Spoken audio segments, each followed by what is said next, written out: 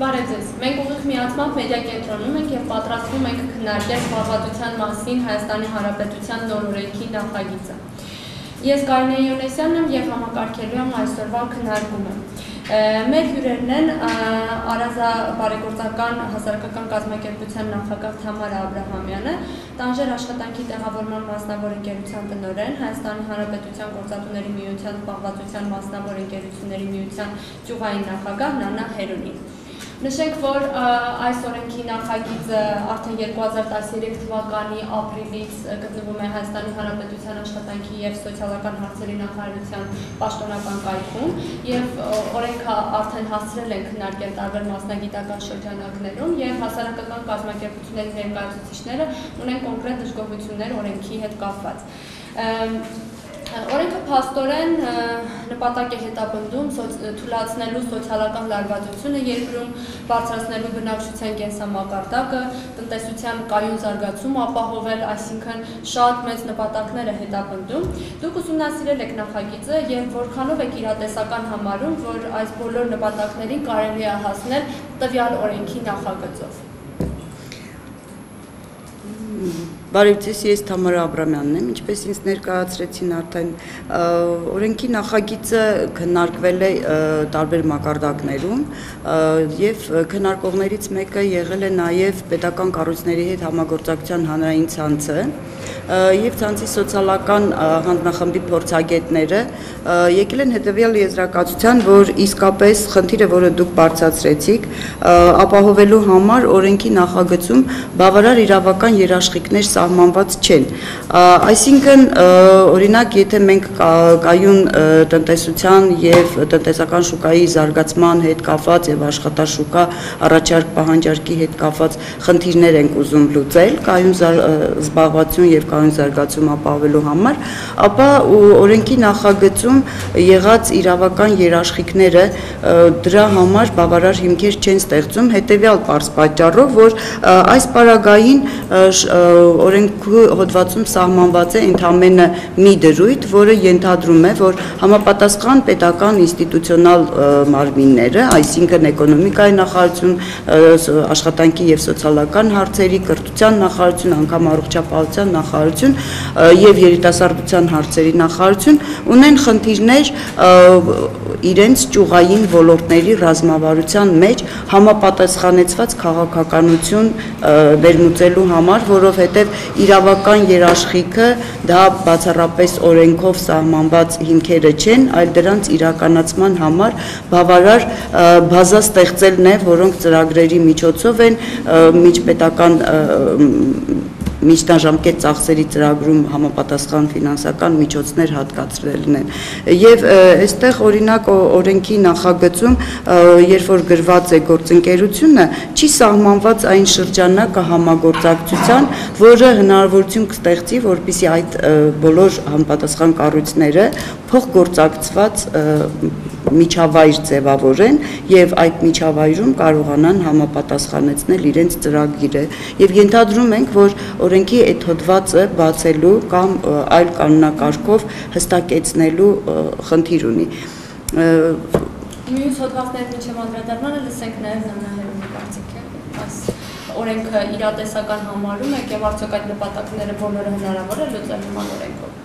Ես ասեմ իմ տեսակետից, այսինքն քանի որ ներկայացնում եմ զբաղվածության մասնավոր ընկերությունները, իմ և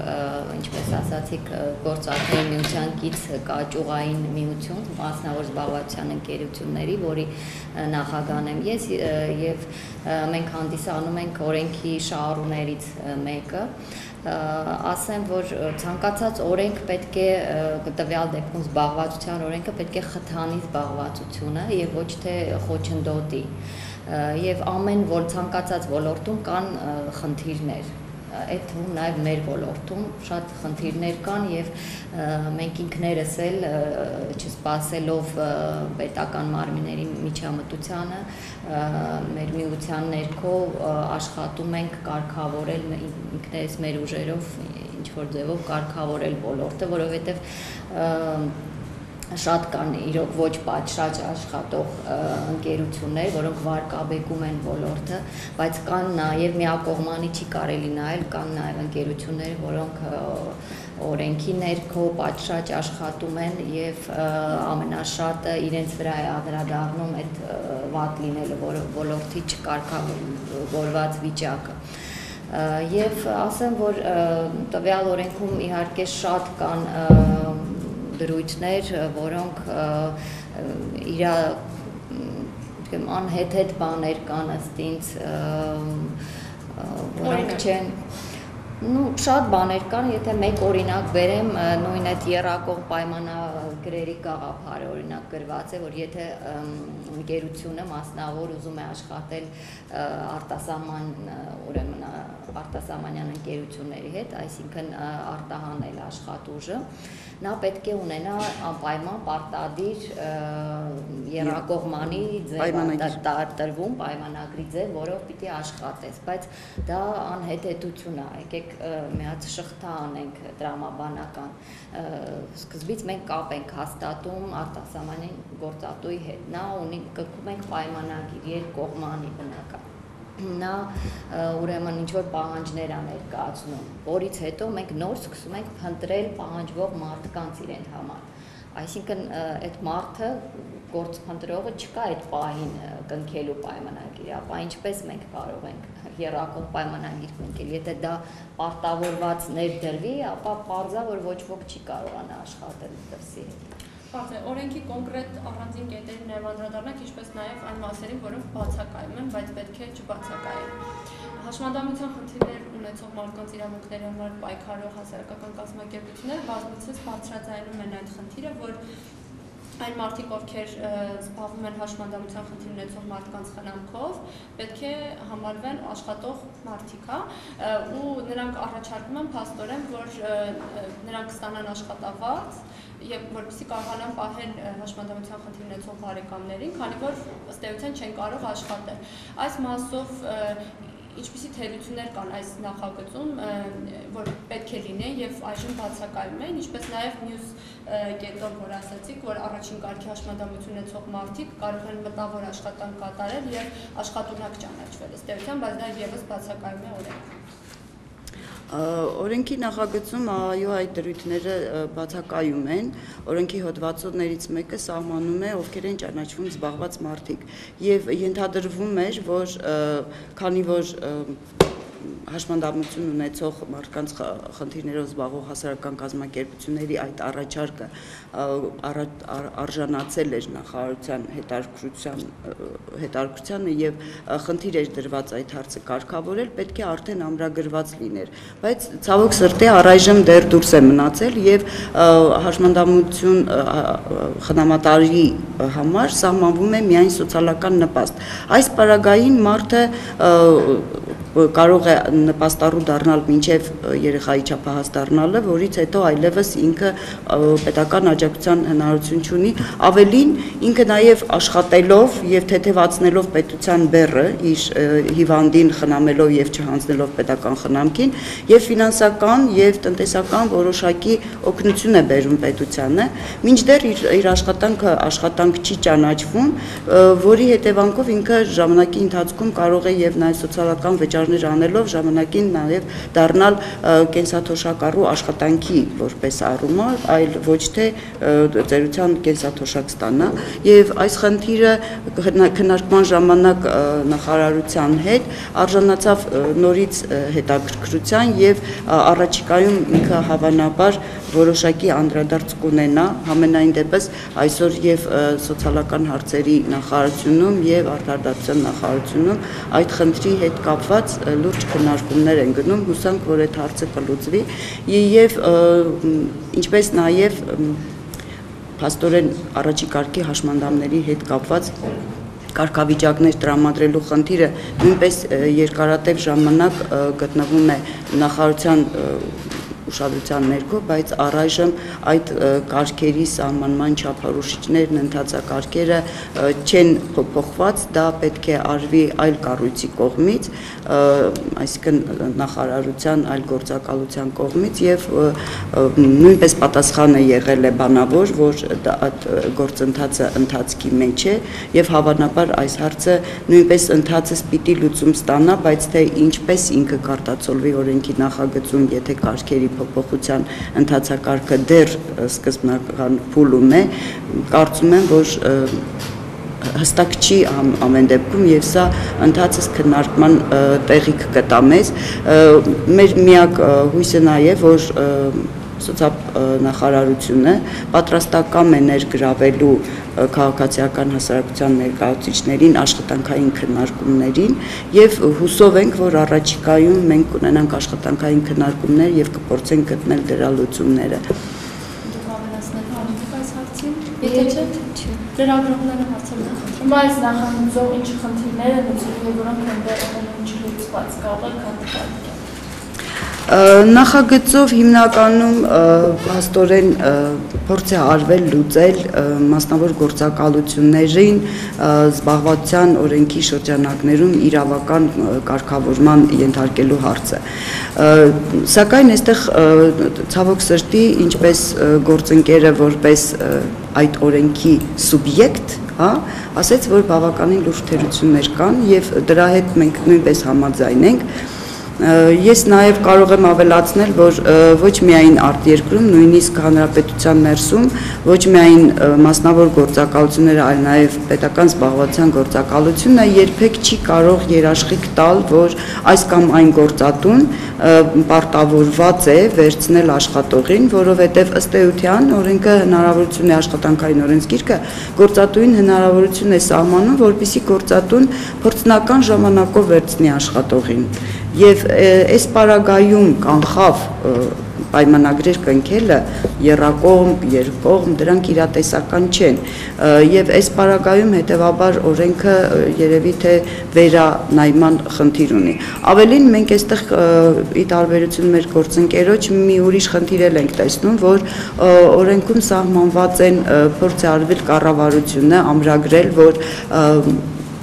արտագնա աշխատողների թրաֆիքինգի կանխարգելման նպատակով կառավարությունը իր վրա վերցնում է որոշակի պարտավորություններ պետական կառույցների միջոցով արտագնա աշխատանքի մեկնած քաղաքացիների իրավունքների պաշտպանության համար։ Սակայն ցավոք սրտի չեն հստակեցված, թե ինչ սկզբունքներով, ինչ մեխանիզմերով, ինչպիսի իրավական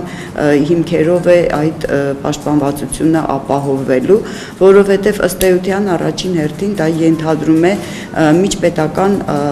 պայմանավորվածություններ տարբեր երկրների հետ, որը այս պահին չկա եւ օրենքը սահմանելով դա դեռ բավարար երաշխիք չէ, ինչպես մեր հաղորդավարը ասեց, որ մենք այդ խնդրի լուծումը կարող ենք տեսնել։ Ցանկալի կլիներ, որպեսզի ավելի հստակ լիներ այն մեխանիզմները, այն տեխնոլոգիաները, որի շրջանակներում այդ իրավական երաշխիքը ի կատար ածելու ռեալ հնարավորությունը կլիներ։ Մենք շատ կարևորում ենք նաև օրենքի շրջանակներում այն գաղափարը, որ զբաղվածության աջակցության առումով լուրջ ուշադրություն է դարձված օրենքում գյուղական զբաղվածության խնդրին։ Եվ այդուամենայնիվ այս պարագայում նույնպես ինքը լիարժեք չի սահմանում հնարավորությունները, որովհետև օրենքով, գործող օրենքով հստակ սահմանված են գործազուրկներին աշխատանքի տեղավորման աջակցության ակտիվ ծրագրերը, հա, որոնցից մեկի ուղղվածությունը հենց ենթադրենք տարածքային համաչափ զարգացմանը եւ գյուղական զբաղվածության խնդիրների լուծմանն է միտված։ Նոր օրենքի նախագծում ծառայություններ, ծրագրեր, այդ համատեքստը շատ մի հարթության մեջ է դրված եւ ավելին այդ ծրագրերի շրջանակը հստակեցված չէ, այլ ազատականացված է, ինչը նախ եւ առաջ կարծում ենք, որ արդյունավետ ծրագրեր սահմանելու ռիսկեր կառաջացնի, ինչպես նաև կոռուպցիոն ռիսկեր, եւ կարծում ենք, որ այդ պարագայում անհրաժեշտ կլինի կամ հստակեցնել ծրագրերի գոնե ուղղվածությունը, կամ եթե դրանք ազատականացված են, ապա միջնաժամկետ ծախսերի ծրագրով ամրագրվեն դրանք եւ գնան ազգային ժողովի հաստատմանը, որպեսզի, ինչպես ասեցի, կոռուպցիոն ռիսկերից ձերբազատվի օրենքի կիրառման պարագայում։ Մինչ այս օրենքի նախագիծը ոնց է կարգավորվել այդ հարցերը, եղել է նման ինչ-որ մի օրենք։ Իհարկե, զբաղվածության մասին գործող օրենքը կա, որը կոչվում է բնակչության զբաղվածության եւ գործազրկության դեպքերից պետական սոցիալական պաշտպանության մասին օրենք։ Այդ օրենքը ընդունվել է 2005 թվականին եւ այսօր ուժի մեջ է օրենքը։ Օրենքի ընդունման ժամանակ զբաղվածության աջակցության համար քաղաքացիների իրավունքի իրացման, սահմանադրական իրավունքի իրացման համար էլի քաղաքացիական հասարակության լոբիի շնորհիվ ներմուծվեց այդ զբաղվածության ակտիվ ծրագրերի ուրեմն բաղադրիչը, որի շրջանակներում գործազուրկին աշխատանքի տեղավորելու նպաստելու պարագայում ոչ միայն գործազրկության նպաստ էր տրվում, այլ մասնագիտական վերապատրաստում, համայնքային ժամանակավոր զբաղվածության ծրագրեր ուժի մեջ մտան, ընդ որում դրանք բավական օգտակար եւ արդյունավետ դարձան, ավելին տարածիորեն հենց վերջի ժամանակի ինֆորմացիայի համաձայն նույնիսկ զբաղվածության գործակալությունները մասնագիտական վերապատրաստումը պատվիրակում էին միջին մասնագիտական հաստատություններին եւ հետազոտության արդյունքները ցույց են տվել, որ 50% մարդկանց գործազուրկների վերապատրաստումից հետո ըստ մասնագիտության աշխատանք են գտել, դա բավականին լավ ցուցանիշ է, արտերկրում 30-40% արդեն դիտարկվում է լավ ցուցանիշ, մեր պարագային եթե 50% ունեցել են աշխատանք, դա վատ ցուցանիշ չի։ Թեպետ այսօր մենք խնդիր ունենք ընդհանրապես բարձրագույն կրթություն ունեցող մարդկանց զբաղվածության, ունենք խնդիր երիտասարդների զբաղվածության եւ կանանց զբաղվածության, հա, այս կոնտեքստում հասցեական ծրագրեր բավարար չկան եւ նաեւ գործող օրենքը չէր լուծում գյուղական զբաղվածության խնդիրը։ Սա պայմանավորված է նրանով, որ գյուղացին ունենալով հողի սեփականության ուրեմն այդ կարգավիճակը ինքը չէր կարող ճանաչվել գործազուրկ եւ հետեւաբար չէր օգտվում զբաղվածության աջակցման որևէ ծրագրից։ Նոր օրենքը այդ խնդիրը փորձում է լուծել գործազուրկ գյուղացիներին անկախ սեփականության միջոցից նրանց նպաստների ինստիտուտը չի ընդունվում, բայց փոխարենը ակտիվ ծրագրերում իրենց հավասարաչափ ներգրավվածության իրավունք է սահմանված, բայց այդուամենայնիվ կարծում ենք, որ դա շատ քիչ է, այլ ծրագրերը, որոնք պետք է լինեն, իրենք պետք է լինեն շատ ուղղորդավորված, հասցեավորված եւ թիրախավորված եւ տարածքային համաչափ զարգացման եւ երիտասարդների ու կանանց խնդիրների եւ գյուղական խնդիրների լուծմանը, որը օրենքը այս պահի դրությամբ չի լուծում, քանի որ ինքը ընդհանրապես ակտիվ ծրագրերի շրջանակը ազատականացնում է ճկուն համակարգ ապահովելու համատեքստում եւ այս պահին այս կոնտեքստում մենք դեռ բանակցությունների մեջ ենք, առաջարկներն ու դիտողությունները, որոնք մենք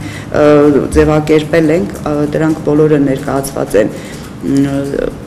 աշխատանքի եւ սոցիալական հարցերի նախարարություն, ավելին վերջիններիս տեղեկատվության համաձայն դա գտնվում է նաև արդարադատության նախարարությունում, որովհետև այս պահին օրենքի նախագիծը ուղարկվել է կառավարության եզրակացությանը, ինչը ենթադրում է, որ կառավարությունը օրենքի նախագիծը ուղարկում է բոլոր համապատասխան նախարարությունների եզրակացությանը եւ մասնավորապես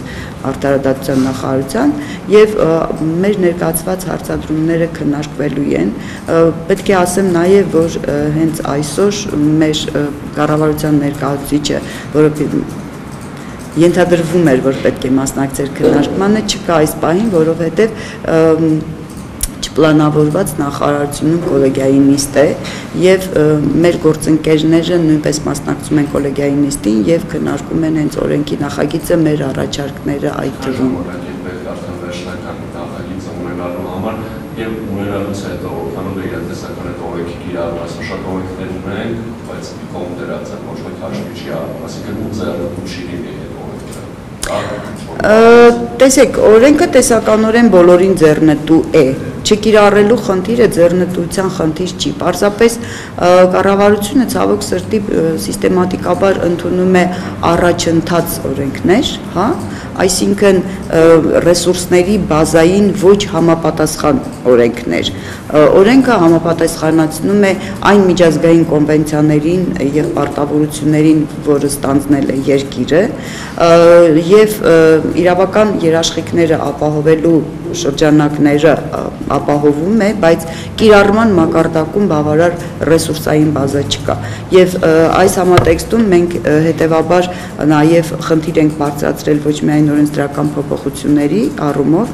այլ առաջարկություն ենք ներկայացրել, որ շրջանառության մեջ գտնվող երկրի հեռահար զարգացման 2012-25 թվականների ռազմավարական ծրագրում ամրագրվեն բավարար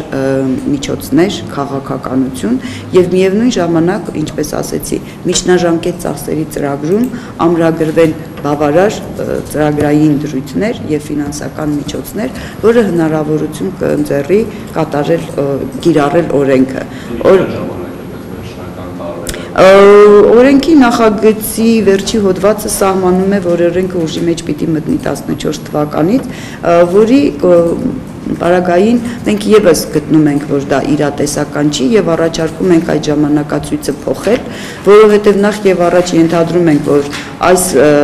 ակտիվ քննարկումները եւ ընթացքը կառավարության եզրակացությունը դեռ տարի կեսն է եւ դեռ եզրակացությունը չկա, որից հետո բացառված չի, որ բավականին տևական ժամանակ կառավարության եւ մեր առաջարկների հիման վրա օրենքը վերանայելու անհրաժեշտություն ձևավորվի եւ հապճեպ ազգային ժողովում օրենքը ընդունելու այդ մշակույթից ձերբազատվելու համար մենք առաջարկում ենք, որ օրենքի ընդունման եւ կիրառման տրամաբանական ժամկետ սահմանվի եւ ընդհանրապես մենք փորձելու ենք ապահովել լոբի, որ ոչ միայն այս օրենքի նախագիծը, այլ ընդհանրապես երկրում որտեղ գրվի քաղաքականություն, որ ընդունված օրենքների կիրառման ժամկետը սահմանվի առնվազն կես տարուց մեկ տարի հետո, որպիսի օրենքի սուբյեկտները, որոնք հետո դրանք կիրառողներն են, հասցնեն օրենքին ծանոթանալ եւ հասցնեն նախապատրաստվել ու կարողանան դա կիրառել։ Ըստ էության ոչ միայն հասարակական կազմակերպությունները, ոչ միայն մասնավոր գործակալությունները, ինչպես գործընկերը նշեց, նաև զբաղվածության պետական գործակալության տարածքային կենտրոնները ունեն որոշակի դիտողություններ, որոնք ներկայացվել է նախարարություն եւ կիրառման պարագայում եւս իրենք խնդիրներ են ունենալու, որովհետեւ օրենքը արմատական փոփոխության է ենթարկվել, հա, եթե ընդունվի այս տեքստում, ինքը խիստ արմատական փոփոխության է ենթարկվել, ինչը ենթադրում է, որ զբաղվածության գործակալության տարածքային աշխատակիցները պիտի հասցնեն օրենքը ծանոթանալ, մարսել, հասկանալ եւ որպեսզի կարողանան դա կիրառել։ Եթե իրանք դա չեն արել, մենք կիրառման մակարդակում կունենանք, ինչպես դուք ասացիք, խնդիրներ եւ բնականաբար կստացվի, որ օրենքը լավն էր, բայց ինչ որ մարդկանց խանգարում է կիրառելու համար, բայց դա ոչ թե ինչ որ մարդկանց է խանգարում, այլ ինչ որ մարդիկ չունեն բավարար ռեսուրսը այն կիրառելու համար։ Փորձենք եւս մեկ ոլորտի անդրադառնալ օրենքի, հարցը երևի ուղենք Նանահերունում։ Թափուր աշխատատեղերի հարցն է այսպես փորձում լուծվել, քանի որ Հայաստանի Հանրապետությունում կա գործազրկություն եւ միևնույն ժամանակ կան աշխատատեղեր, որոնք մասնագետ չունեն, որ գնան աշխատեն։ Դրա պատճառը առաջին հերթին է, որ մարդիկ փորձում են միայն բարձրագույն կրթություն ստանալ եւ չեն գնում այլ ուսումնարաններ, այլ կրթություն ստանալու, այլ մասնագետներ դառնալու, որի կարիքը նույնպես Հայաստանի Հանրապետությունը ունի։ Այս տեսանկյունից օրենքում կատարված լրացումները ձեր կարծիքով ճիշտ են արվել թե չէ եւ ինչպես պետք է իրավական առումով այս հարցը կարգավորվի, որ մենք բոլոր աշխատավայրերում ունենանք բոլոր տեսակի մասնագետների։ Բաղադրությունը այդպես միգուցե լուծվի բաղադրության հարցը։ Հիմնական խնդիրը, որ չկան մասնագետներ, այն է, որ լքել են Հայաստանը, դա է հիմնական խնդիրը, եւ շարունակում են լքել սարսափելի քանակներով։ Ինչ որ վերաբերում է երիտասարդության զբաղվածության, ապա ամենամեծ խնդիրը դա կամավորական աշխատանքի սկզբունքն է, որը ներառած չի էլի օրենքի նախագծում, այսինքն ամբողջ աշխարհում կա վոլոնտյոր հասկացողությունը, որը թույլ է տալիս երիտասարդ մասնագետին ինչ որ ձևով փորձ ձեռք բերել, գործատուի մոտ աշխատելով ինչ-որ ժամանակ անվճար, իսկ մեզ մոտ այդ հասկացողությունը չկա եւ չգիտեմ, խոսվում է տարիներ շարունակ, բայց չեն անդրադառնում դրան, դա շատ է խանգարում փորձ ձեռք բերելու եւ իսկ գործատուն բնական է, հասկանալի է, ուզում է փորձող մասնագետ, ավելի շատ, քան անփորձ։ Ինչ վերաբերվում է պայմանագրերին, հիմնականում օրենսդրությանը մեր օրենքները ինչպես են մշակում, հիմնականում վերցվում է, ընդօրինակվում է ինչ-որ մի բարգավաճող, հաջողակ եվրոպական օրենքի, ուրեմն օրենքն է վերցնում որպես հիմունք, բայց դա առնվազն պետք է տեղայնացվի հայկական շուկային, հայկական ռեալ իրականությանը, որը չի արվում եւ դրա համար էլ չի կիրառվում, չի ստացվում կիրառել այդ օրենքը։ Հաստատորեն մենք ունենք նաեւ միջազգային ինչ-որ տերմիններ, որոնք ընդհանրապես դրանց բացատրությունը չկա, չէ՞։ Բացի տերմիններից, այդ կոնվենցիաները շատ գեղեցիկ լավ բաներ են, միջազգային եւ ILO-ի եւ այլ կոնվենցիաներ, օրենքներ, բայց դա չի կարելի վերցնել եւ այսպես դնել մեզ մոտ։ Մեր շուկան շատ ավելի քիչ զարգացած է եվրոպական բնականաշուկաներից եւ պետք է մի քիչ տեղայնացնել, մի քիչ ձևափոխել, մի քիչ նայել մեր իրականությունը ինչպես է եւ այդպես մշակել, վերամշակել օրենքը եւ կոնվենցիան կամ ինչ որ ժամանակացույց իրոք երկարատև տրվի, որպեսզի գա հասնի դրան, ձգտենք դրան, բայց ոչ թե դրեցիք ու պետք է սենց անեք, բայց շուկան պատրաստ չի, կոնկրետ նույնպես մասնավոր զբաղվածության ընկերությունների ոլորտում շուկան պատրաստ չի ընդունել այն կանոնները, որոնք կպարտադրվեն։ Կառավարությունը խնդիրը իր առաջ գործազրկության ցուցանիշը նվազեցնել։ Դուք այդ խնդիրը կարգավորում հաշվի առնելով մեր ունեցած դաշտը ինչպես եք տեսնում։ Լավ չհասկացա։ Գործազրկության թվի նվազեցումը ներկա պայմաններում, ներկա ռեսուրսներով ինչպես եք տեսնում։ Եթե կարելի է փորձեմ ես պատասխանել այդ հարցին, հետո Տիկին Հերունին երևի կմիանա դրան։ Ես կարծում եմ, որ զբաղվածության մասին այս օրենքում, երբ որ ազատականացված են ծրագրերը, ենթադրում եմ եւ մեկնաբանություններից ելնելով նախարարության, դա պայմանավորված է նրանով, որ աշխատաշուկա առաջարկ պահանջարկի համապատասխանեցման խնդիրը լուծելով են ուզում զբաղվածության ցուցանիշը բարձրացնել, հա։ Այսօր մենք ունենք բարձր գործազրկություն, բայց ինչպես հաղորդավարը ասեց, նաև ունենք բավականին մեծաթիվ թափուր աշխատատեղեր։ Այսինքն կա աշխատանքի պահանջարկ, չկա համապատասխան մասնագիտություն եւ ակտիվ աջակցման ծրագրերը ենթադրվում է, որ պիտի ուղղորդվեն այդ մասնագետների վերապատրաստմանը եւ ուղղորդմանը տվյալ հաստատություններ, հա, բացի դրանից կրթության նախարարությունը, հա, առաջիկա իր ռազմավարական ծրագրում առաջիկա տարիների ենթադրում է միջնակարգ արհեստակցական մասնագիտական հաստատությունների վերազինման եւ իրենք աշխատաշուկայի պահանջարկին համապատասխան մասնագետներ պատրաստելու ուղղորդված քաղաքականություն տանել։ Որքանով դրանք կիրառվեն, դա հավանաբար տեսանելի կլինի առաջիկա միջնաժամկետ ծախսերի ծրագրից, որի մեջ երևի կերևան այն ֆինանսական միջոցները, որոնք ուղղորդվեն այդ ծրագրեր իրականացնելուն։ Եթե դուք դաշտ ուսումնասիրել կայք, ասենք, որ մասնագետներն են, որոնք մենք ավելի շատ ունենք եւ տեղ չունենք, հա, եւ որոնք են, որ ընդհակառակը մասնագետ չունենք։ Տեսեք, մեր աշխատաշուկան ունի ճիշտ եւ ճիշտ միջին մասնագիտական ուրեմն հմտություններ պահանջող մասնագետների կարիք։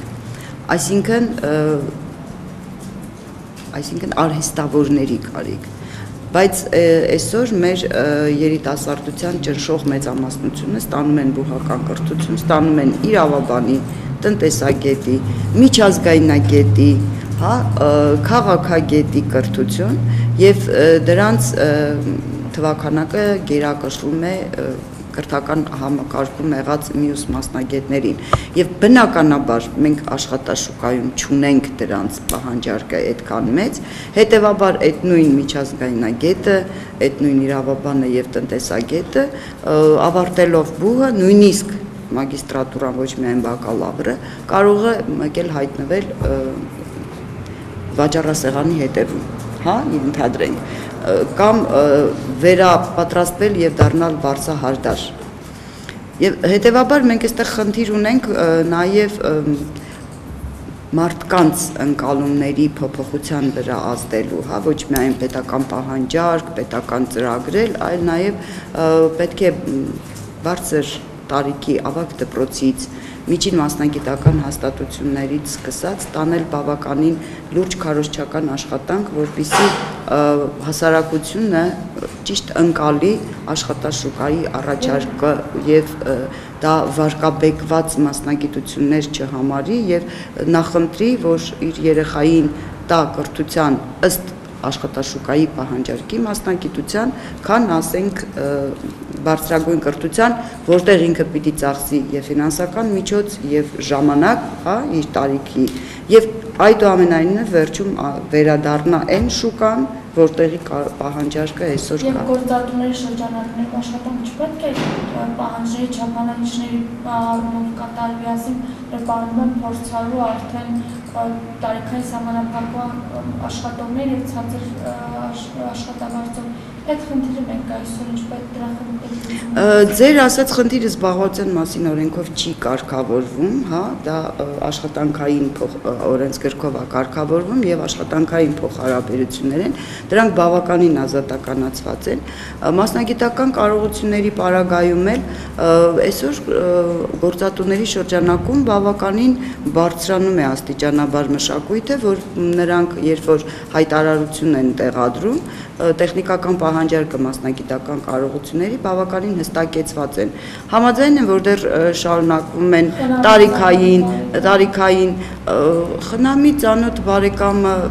դա դեռ բնականաբար գուցե ուժի մեջ է, բայց ես պիտի ասեմ նույնիսկ սեփական փորձից ելնելով լինելով հասարակական կազմակերպության ղեկավար, այնուամենայնիվ մասնակի նաև գործատուի դերում եմ հանդես գալիս եւ ես օրինակ ոչ մի դեպքում չէի նախընտրի վերցնել բարեկամիս, եթե ինքը ինձ համար չէր կարողանալու մատուցել այն աշխատանքի որակը, որը ինձ անհրաժեշտ է, որովհետեւ եթե ինքը չի անում, նշանակում իր փոխարեն ես պիտի անեմ։ Ու կարծում եմ, որ եթե այդ նախախնամությունը դրվում է գործատուի կողմից, դա արվում է այն դեպքում, երբ որ այդ հավանական թեկնածուների կարողությունները հավասար են։ Այս պարագային ենթադրում եմ, որ բնականաբար կաշխատի ծանոթ բարեկամ հարաբերությունը, առավել եւս, որ նաեւ այսպիսի խնդիր էլ կա։ Կարողություն, բայց ցավոք սրտի ես պիտի ասեմ, որ մեր երիտասարդները ոչ բուհում, ոչ ընտանիքում, ոչ որևէ տեղ չեն սովորում աշխատանքային էթիկայի կանոններ։ Իսկ աշխատանքի ընթացքում գործատուի համար այդ աշխատանքային փոխգործակցության հմտությունները շատ ավելի կարևոր են, քան ասենք իր մասնագիտական կարողությունը։ Մասնագիտականը դա ժամանակի եւ փորձի հիման վրա վերականգնվող հնարավորություն է, բայց եթե մարդը չունի տարական էթիկայի նորմեր, հաղորդակցվելու, թիմային աշխատանքի, սուբորդինացիա պահելու կուլտուրա, աշխատանքի գալիս ինքը չի պատկերացնում, որ ասենք պաշտոնական վայրում չի կարելի հագնել մինի, չի կարելի բիկինի, չգիտեմ ինչ, հիմա շատ մոդայիկ բաներ հագնվել, կամ շատ ներկվել, կամ շատ օծանելիք ցանել, որը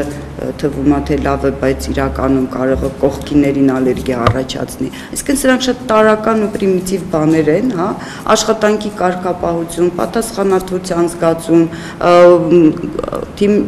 թիմային աշխատանքի հմտություններ, սրանք աշխատանքային էթիկայի նորմեր են, որոնք երիտասարդները չգիտեն, եւ իրանք այդ պարագայում կոլեկտիվի համար ցանկալի գործընկերներ չեն, ցանկալի աշխատակից չեն, անգամ եթե իրանք ունեն բարձր պրոֆեսիոնալիզմ։ Եթե ես այդ բարձր պրոֆեսիոնալիզմ ունեցող աշխատողի հետ չեմ կարողանալու հարաբերվել, չեմ կարողանալու խաղաղ բացատրել, թե ինչ եմ ուզում իրանից եւ ինչպես պիտի աշխատենք մենք միասին, ավելի լավ է ես ունենամ միջին կարողության տեր մարդ եւ այսպես մենք թիմով աշխատելով այդ բացը կարող ենք լրացնել, կարծում եմ դա ցանկացած գործատուի մտածելակերպն է եւ ես թեպետ գործազուրկների շահերով եմ, հա, համաձայն եմ։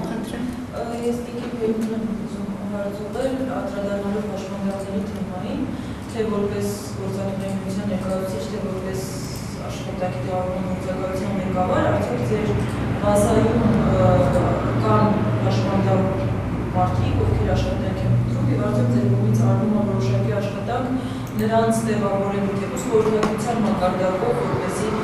գործատուներին խորհրդատվություն տրամադրել սոցիալական պատասխանատվություն գաղափարի մասին, հաշմանդամ մարդկանց աշխատանքի ընդունվելուց, ով հատուկ որևէ գործողություններ ձեր կողմից արվում են։ Հատուկ հենց հաշմանդական խառն են, իհարկե բոլորն էլ մեզ մոտ գրանցման մեջ կան, բոլորի համար աշխատում ենք, իհարկե աշխատում ենք իրազեկել գործատուներին, ինչ առավելություններ, ինչ ծրագրեր կա, պետական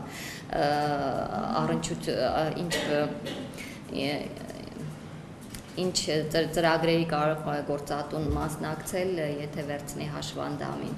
աշխատանքի, բայց ես կարծում եմ, համարում եմ, որ դա առաջի խնդիրն է, ես ներկայացնում եմ մասնավոր զուտ ընկերություն, դա մասնավորի այդքան խնդիրը չի, ինչքան պետական կառույցների խնդիրն է, այդ հարցերով զբաղվել, տարիքով մեծ, հա, որոնց չեն վերցնում հիմնականում աշխատանքի, չգիտեմ, 50-ից անց եւ այլն մարդկանց, դրանց խնդիրը, հաշմանդամների խնդիրը, այդ բոլորը ինձ թվում է կառավարության մարմինների ավելի շատ իրենց աշխատելու տեղն է, քան մասնավոր ընկերությունների։ Մենք պիտի ինչ-որ ձևով մենք մասնավոր ենք, մենք շահ հետապնդող ենք, մենք պիտի շահագրգռված լինենք, թող մեզ ներգրավեն ինչ-որ ծրագրերի, որտեղ մենք շահագրգռված կլինենք, ավելի ակտիվ աշխատել եւ աջակցել օրինակ նույն հաշմանդամների աշխատանքի տեղավորմանը։ Ես կարծում եմ, այս պարագային այս օրենքը որոշակի լուծում առաջարկում է դրան, որովհետև ենթադրվում է, որ այդ պետական ծրագրերը, որոնք ուղղորդված են լինելու այս կամ այն խմբերի, այդ թվում նաև հաշմանդամների ուրեմն աջակցմանը, պատվիրակված ծառայություններ է ենթադրում օրենքը, նաև ոչ պետական զբաղվածության գործակալությունների մրցույթային հիմունքներով։ Եթե օրենքը ընդունվի այդ համատեքստում եւ դա արվի, կարծում եմ, որ դուք կունենաք բավականին հնարավորություններ պետական ծրագրերը օգտագործելու ձեզ դիմող քաղաքացիների շահերը պաշտպանելու ու պիտի ասեմ, որ բարեբախտաբար հիմա ազգային ժողովում գտնվում է հաշմանդամների սոցիալական պաշտպանության մասին օրենքի նախագիծ, որում ամրագրված են իրավական բավարար երաշխիքներ այն գործատուների համար, ովքեր կընդունեն աշխատանքի հենց հաշմանդամներին եւ սահմանված է քվոտաներ 50-ից թե 100-ից ավել աշխատատեղ ունեցող գործատուների համար սահմանված են պարտադիր քվոտաներ աշխատանքի տեղավորման հաշմանդամներին եւ նրանք ովքեր դա չեն անի, ձեր ասած սոցիալական կորպորատիվ պատասխանատվության կոնտեքստում նրանք համապատասխանաբար հաշկ կվճարեն, ավելորդ հաշկ, որը կուղղորդվի հենց հաշմանդամների աշխատանքի տեղավորման պատրաստական կազմակերպությունների օժանդակությանը, որովհետև կառավարությունը ունի որոշակի ծրագրեր, ասենք հենց գործող օրենքով էլ զբաղվածության, որ հաշմանդամգործազուրկին աշխատանքի տեղավորող գործատուն 2 տարի կարող է պետական միջոցներից վճարել աշխատողի համար իր սահմանած աշխատավարձի կեսի չափով։ Դա աջակցություն է, սակայն մենք այս օրենքի նախագծի շրջանակներում նաև առաջարկում ենք շատ ավելի առաջանցիկ, այսպես քաղաքականություն անել այն գործատուների համար, ովքեր կընդունեն աշխատանքի գործազուրկների, ովքեր տևական ժամանակ կպահպանեն ուրեմն հաշմանդամների իրենց աշխատատեղերում եւ շարունակաբար երկար տարիներ չեն ունենա կրճատումներ աշխատողների, այլ ընդհակառակը կունենան նոր աշխատատեղեր կբացեն եւ նոր աշխատողներ կընդունեն, այսպիսի գործատուներին խրախուսող քաղաքականություն պետք է վարվի, թե ինչպես մենք մեխանիզմներ չենք առաջարկել, բայց գաղափարն առաջարկել ենք եւ դեռ պիտի քննարկենք նախարարության հետ այդ խնդիրը, որովհետև ասվեց, որ դեմ չեն մտքի։ Այլ հարցեր կան։ Ես կուզենայի անդրադառնալ նախորդ ձեր հարցին այդ պահանջարկի եւ առաջարկի, խնդիրը։ Ոչ միայն մարդկանց դա խնդիրն է, առաջ ոնց էր արվում Սովետական միության ժամանակ կանխատեսումներ կար 5 տարի հետո, 3 տարի, 7 տարի հետո, ինչքան տնտեսագետ մեզ պետք կգա, ինչքան իրավաբանը մեզ պետք կգա, բայց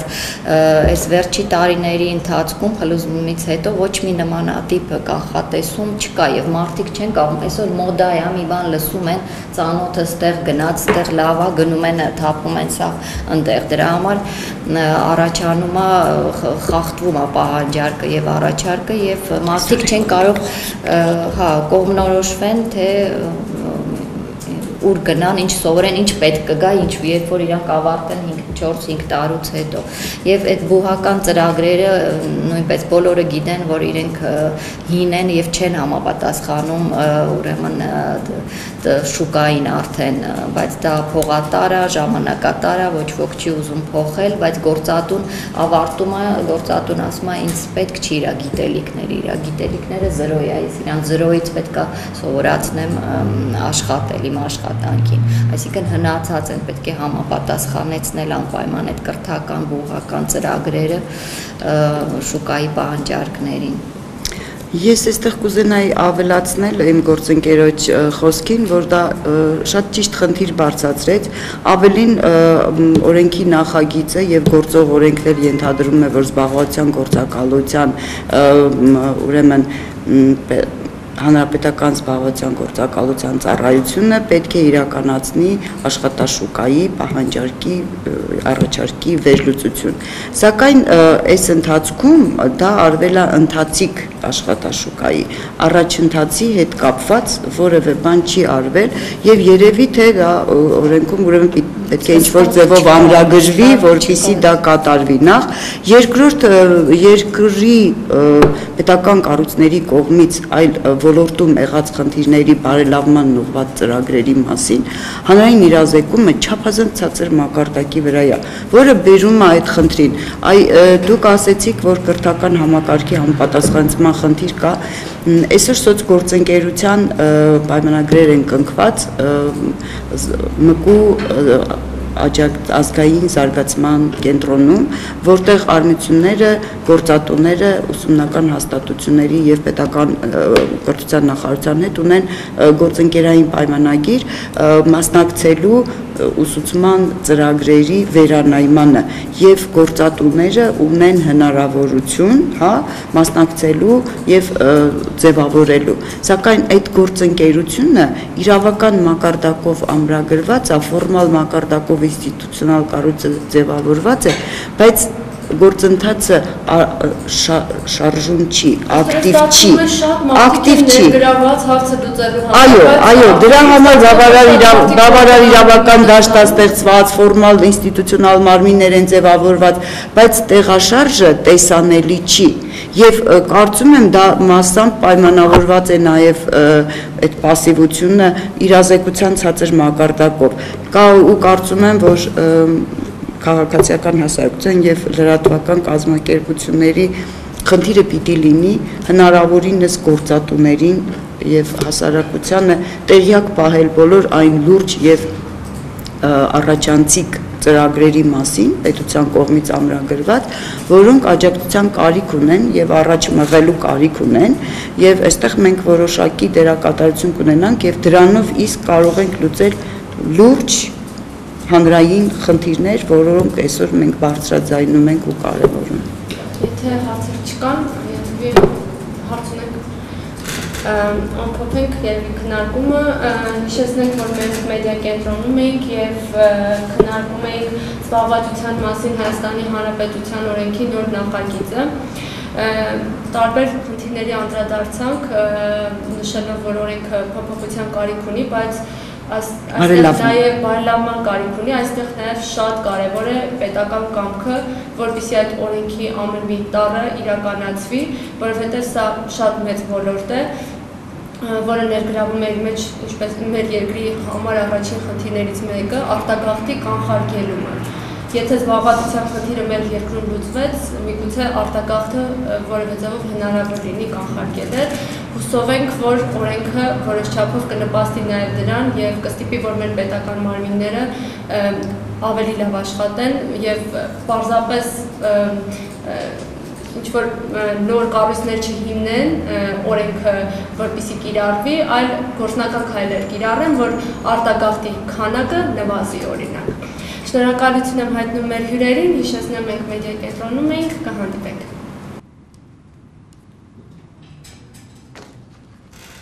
Ընտրի հարկ տա, բայց հաշմանդամի չընդունի աշխատակյան